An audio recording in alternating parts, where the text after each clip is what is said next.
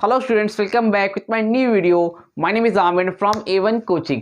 तो स्टूडेंट्स, आप सबके बोर्ड एग्जाम होने वाले हैं और 16 को हमारा कॉमर्शियल स्टडीज़ का पेपर है। तो उन सब के लिए, जितने भी कॉमर्स वाले बच्चे हैं, तो उनके लिए हम लाए हैं बहुत ही मोस्ट इम्पॉर्टेंट क्वेश्चन जो कि आपके पेपर में आने के चांसेस हैं।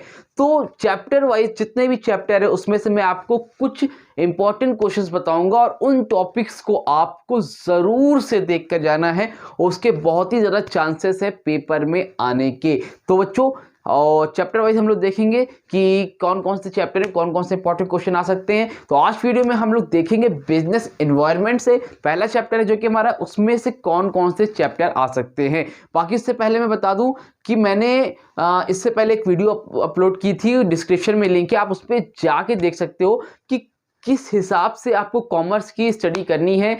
मतलब कहने का कि कौन सी स्ट्रेटजी बनानी है, कौन से चैप्टर ज़्यादा इंपॉर्टेंट है और कौन से चैप्टर कम इंपॉर्टेंट है, किस तरह से हमें पढ़ना है, कौन सी टेक्निक अपनानी है ताकि हमारे बोर्ड्स में जो कि कॉमर्स का पेपर उसमें नंबर अच्छे आ सके। क्योंकि बेटे 15 चैप्टर है तो उसमें से कौन सा चैप्टर पहले पढ़े, क्योंकि इतना ईजी तो नहीं होगा। तो कौन से चैप्टर इंपॉर्टेंट है उसको हम लोग पहले पढ़ें। तो जाके उस वीडियो को भी देखना, आपको अच्छे से समझ में आ जाएगा। बहरहाल देखो, हम लोग बात करते हैं आज चैप्टर नंबर 1 बिजनेस एनवायरनमेंट की, ठीक है। तो इस चैप्टर में सबसे पहले आप देखना मीनिंग ऑफ बिजनेस एनवायरनमेंट। सबसे पहले आपको बिजनेस एनवायरनमेंट का मतलब पता होना चाहिए। अगर ये आपको पता है तो इसी के अराउंड, इसी के आसपास आपका पूरा चैप्टर घूमेगा। तो कभी भी कोई भी चैप्टर पढ़ो, अगर आपने अभी तक कुछ भी नहीं पढ़ा है, ऐसे बहुत से बच्चे होंगे या ऐसे जितने भी बच्चे जिन्होंने भी कुछ भी नहीं पढ़ा है, तो उनको मैं बताना चाहूँगा सबसे पहले जितने भी चैप्टर हैं सबका आप क्या लोगे, एक कॉन्सेप्ट लोगे, ठीक है। क्या लोगे बेटा? कॉन्सेप्ट लोगे। कॉन्सेप्ट से क्या होगा, आपको एक आइडिया हो जाएगा उसके बारे में, ताकि आप एटलीस्ट ओन वर्ड्स में आंसर तो लिख के आओगे।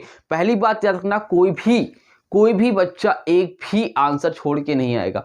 कोई भी बच्चा एक भी आंसर छोड़ के नहीं आएगा। जितना भी आ रहा है, कुछ भी आ रहा है, ओन वर्ड्स में आ रहा है, टॉपिक से रिलेटेड है, चैप्टर से रिलेटेड है, आंसर वो फिल करके आएगा, आंसर छोड़ के नहीं आएगा, ठीक है। उससे रिलेटेड लिख के आएगा, बट लिख के आएगा, ठीक है। तो देखो, सबसे पहला क्वेश्चन है मीनिंग ऑफ बिजनेस एनवायरनमेंट। थोड़ा सा आपको मैं ओवरव्यू दे देता हूं चैप्टर का इसमें पहले, कि देखो बिजनेस एनवायरनमेंट का मतलब क्या होता है। बिजनेस एनवायरनमेंट का मतलब होता है जब हमारा, मान लो एक बिजनेस है, क्या है हमारा, एक बिजनेस है, तो हमारे जो आसपास के जो फैक्टर्स होते हैं उससे हमारा बिजनेस बहुत ज़्यादा क्या होता है, इफेक्ट होता है। चाहे वो इंटरनल फैक्टर हो, एक्सटर्नल फैक्टर हो, तो बहुत से ऐसे आसपास के जो एनवायरनमेंट होंगे जिससे हमारा बिजनेस क्या होता है बेटा, इफेक्ट होता है, या ना। तो बिजनेस को नुकसान भी हो सकता है, कुछ चीज़ें फायदा भी कर सकती है। जैसे मान लो टैक्स हो गया, गवर्नमेंट कोई टैक्स पॉलिसी ला दी है। अब टैक्स पॉलिसी लाने से क्या होगा भाई, हो सकता है किसी जो बिजनेस हम लोग करते हैं उस पर टैक्स ला दिए, इससे क्या हुआ, हमारा बिजनेस क्या हो जाएगा भाई, अगर टैक्स ज़्यादा लगने लगा तो हम लॉस में चले जाएंगे।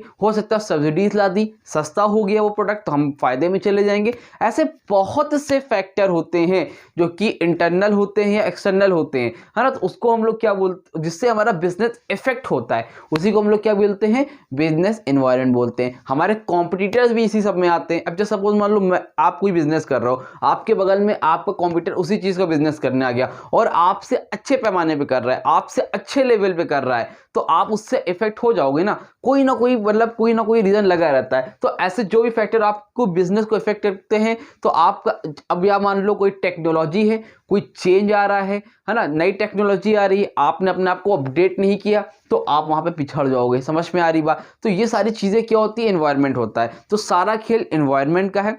अगर एनवायरनमेंट का इफेक्ट हमारे बिजनेस पे बहुत पड़ता है, तो यही चैप्टर में हमें अच्छे से पढ़ना है, ठीक है। तो ये एक शॉर्ट ओवरव्यू मैंने दिया, बाकी आप ये सारे क्वेश्चन अच्छे से देख लेना, एक बार कर लेना, क्योंकि ये बहुत इंपॉर्टेंट है, बहुत ज़्यादा इंपॉर्टेंट बच्चों, ठीक है। तो जितने भी चैप्टर वाइज वीडियो आएगी लगातार 1 से 2 दिन के अंदर पूरे चैप्टर की वीडियोस में अपलोड कर दूं, जो कि इंपॉर्टेंट क्वेश्चन आपके लिए होंगे, ठीक है। नंबर 1 पर मीनिंग ऑफ बिजनेस एनवायरनमेंट देख लेना।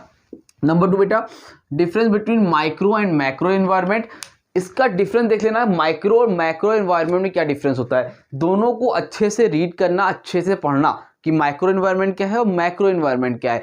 तो अगर मान लो माइक्रो एनवायरनमेंट आता है तो माइक्रो एनवायरनमेंट के बारे में लिख देना, मैक्रो आता है तो मैक्रो के बारे में लिख देना, और डिफरेंस पूछता है तो दोनों के बारे में लिख लेना। तो जितने भी आपके डिफरेंस वाले क्वेश्चन उसको तो जरूर से पढ़ना बेटा, ठीक है। Number 3, importance of business environment. Importance देख के जाना, आपकी जो आपका सैंपल पेपर आया ना इस साल का, उसमें भी आपका क्वेश्चन दे रखा है, इसमें 4 नंबर के क्वेश्चन सैंपल पेपर में दे रखा है इंपॉर्टेंस ऑफ बिजनेस एनवायरनमेंट का, तो ये क्वेश्चन तो देख के ही जाना।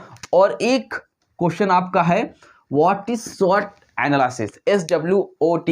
एस से क्या होता है स्ट्रेंथ, वी से वीकनेस, ओ से अपॉर्चुनिटी, टी से थ्रेट। तो ये टॉपिक देख के जाना, ये लॉन्ग में भी आपका बन सकता है, मतलब आपको ये 3 नंबर वाले में भी बन सकता है, 5 नंबर वाले में भी बन सकता है और 4 नंबर वाले में बन सकता है। तो आपके क्वेश्चन जो आएंगे वो 3 मार्क्स वाले होंगे या 4 मार्क्स वाले होंगे या 5 मार्क्स वाले होंगे। 6 मार्क्स के क्वेश्चन इस बार आपके सैंपल पेपर में नहीं दे रखा है, तो आप इसको अच्छे से देख लेना। ये 4 टॉपिक अच्छे से देख के जाना। समझ में आ रही बात? अगर बाकी कोई ऐसा बच्चा है किसको किसी टॉपिक में डाउट हो, तो वो पर्सनली मुझसे इंस्टाग्राम पे या व्हाट्सएप नंबर में दे दे रहा हूँ आप लोगों के लिए, आप वो उस व्हाट्सएप पे मुझसे कांटेक्ट कर सकता है और कोई डाउट हो तो पूछ सकता है। मैंने पूरा क्लास 12 का IC का तो नहीं पढ़ा है, बट मैं ऑफलाइन क्लासेस में लास्ट 5 ईयर से पढ़ा हो रहा हूँ। 11 तक का सिलेबस अपलोडेड है, 12th एक साथ अपलोड नहीं हो पाया इस साल, बट आप मेरा बिलीव करना और देख के जाना, इसको अच्छे से आपका फायदा होगा। हाँ बच्चों एक बार याद रखना, 100% गारंटी ना मैं लूंगा और ना ही कोई भी नहीं लेता। ये मत हो, ये ना होगी अरे सर आप ही ने तो बोला था सर पेपर में आएगा, तो ऐसा नहीं है, 100% नहीं है। बट जो प्रीवियस ईयर के क्वेश्चन पेपर होते हैं उसी के बेसिस पे एक एनालाइज करके जो इंपॉर्टेंट क्वेश्चन हो सकते हैं वो मैं बता रहा हूँ, इसको जरूर से देख लेना बेटा, ठीक है। और कोई डाउट हो तो इंस्टाग्राम पे मुझसे कांटेक्ट कर लेना। चलो मिलते हैं अपनी न्यू वीडियो में, जिसमें हम लोग नेक्स्ट चैप्टर के जो भी इंपॉर्टेंट क्वेश्चन है वो हम लोग डिस्कस करेंगे। तो मिलते हैं न्यू वीडियो में, तब तक के लिए थैंक यू सो मच।